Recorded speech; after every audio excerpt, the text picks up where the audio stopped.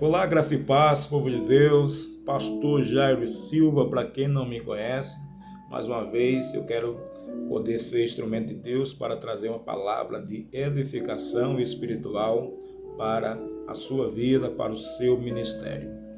Hoje o nosso tema está em 1 Reis, capítulo 17, a partir do verso 1, onde a Bíblia irá nos contar sobre a história do chamado do profeta Elias, o profeta do fogo, um grande homem de Deus.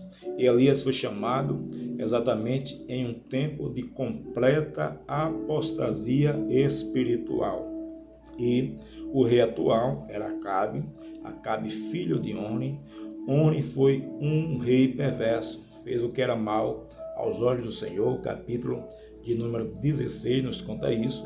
E no capítulo 16 ainda, no verso de número 29, irá nos contar que Acabe reinou 22 anos em Israel e ele fez o que era mal aos olhos do Senhor. Quando a Bíblia fala sobre rei perverso, nós logo lembramos de Jeroboão, aquele que foi considerado o rei mais terrível, mais perverso, que reinou no reino do norte. Jeroboão era tão perverso, tão mau, que chegou a queimar seres humanos, pessoas no altar de Moloque, inclusive crianças recém-nascidas.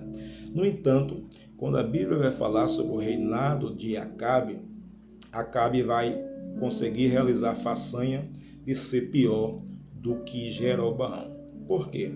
Porque tudo que Acabe fazia, ele fazia intencionalmente para irritar o Senhor nosso Deus. A Bíblia irá dizer no capítulo 16, a partir do verso de número 31, que os pecados de Jeroboão, eles eram considerados coisas leves diante dos pecados de Acabe. Acabe casa-se com Jezabel, filha de Etibaal, rei dos Sidônios, uma nação comprometida com a idolatria, com a luxúria, com o pecado, e Acabe casa-se com essa mulher com a intenção de irritar o Senhor.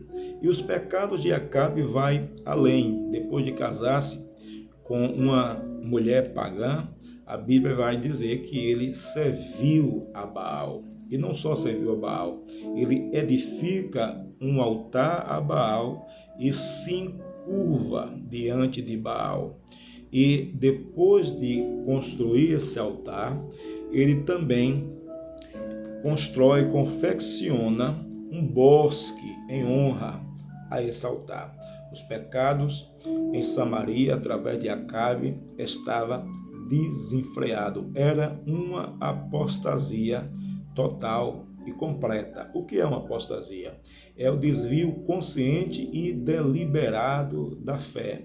Então, tudo que Acabe realizava era planejado, era arquitetado e tinha um alvo, tinha uma intenção, era atingir a santidade divina. E foi para este propósito que Elias foi chamado por Deus, para confrontar Acabe, seus pecados e a apostasia em Israel. E quando Elias obedece esse chamado, ele começa a entregar as profecias, ele vai dia após dia atraindo a ira de Acabe, a ira de Jezabel, daquela governança, aquela liderança caída. Então Elias está colocando a sua vida em risco. Então é nesse propósito que eu quero me dirigir a você, pastor, você que é líder de ministério, você que está à frente de alguma atividade na igreja, alguma atividade espiritual, você que é uma mulher de oração, uma mulher de propósito, saiba que sempre que nós atendemos o chamado divino, nós estamos colocando a nossa vida em risco. Então, eu queria estar submetendo essa breve mensagem ao tema preparando-se para o contra-ataque do inimigo. Quando Elias ele realiza a vontade de Deus, ele logo foi contra-atacado, mas nós precisamos consolar o nosso coração, confiar no Senhor, porque assim como Deus cuidou de Elias, Ele estará cuidando de você, da sua honra, do seu ministério, da sua família. O apóstolo Paulo, ele, ao escrever a sua segunda carta a Timóteo, no capítulo 3, ele disse que nos últimos dias viriam tempos trabalhosos. No capítulo 4, Paulo novamente exorta Timóteo, dizendo que diante desse desvio consciente deliberado da fé, essa apostasia, ele precisaria pregar a palavra, instar em tempo e fora de tempo. No verso 5 de 2 Timóteo 4, Paulo orienta Timóteo dizendo: seja equilibrado em tudo, cumpra o seu ministério.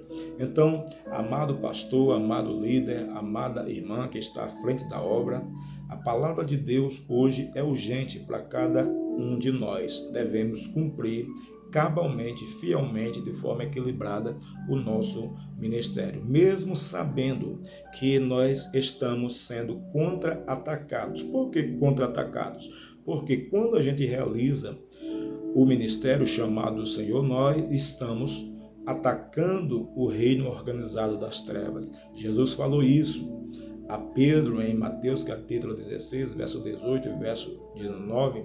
Jesus disse: Pedro, as portas do inferno não irão prevalecer contra a minha igreja. Então, é a igreja que está atacando através dos salvos, através dos santos que estão levando a palavra do Evangelho.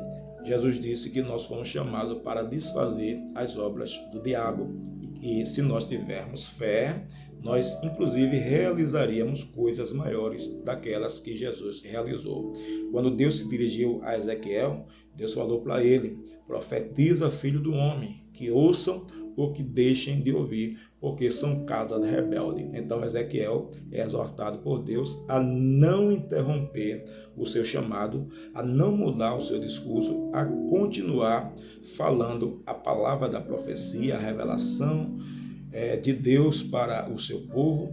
Que ouvisse ou não ouvisse, Ezequiel não poderia parar. E você não pode parar, porque foi Deus que te chamou, foi Deus que te deu dons, é Deus que te dá saúde, é Deus que te dá força. E a história de Elias conta sobre os cuidados de Deus, o zelo de Deus em relação àqueles que ele chama.